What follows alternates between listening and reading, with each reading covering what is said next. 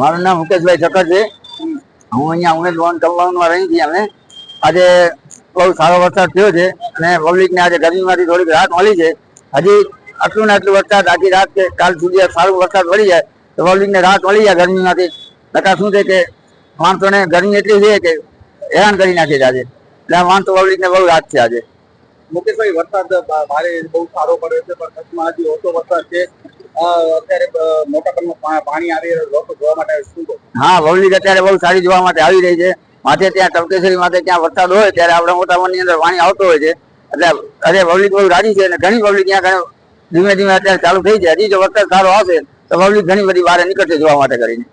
શું કહેવા જે મોટા પ્રમાણમાં પાણી નીકળી રહ્યો છે એ બાબતે હજી પણ વરસાદની જરૂર છે કચ્છમાં? કચ્છની અંદર હજી ઘણી જરૂર છે કે હમીસર ભરાય આજે માણસોને પાણીની રાહત રહે, ધોવાને પણ રાહત રહે.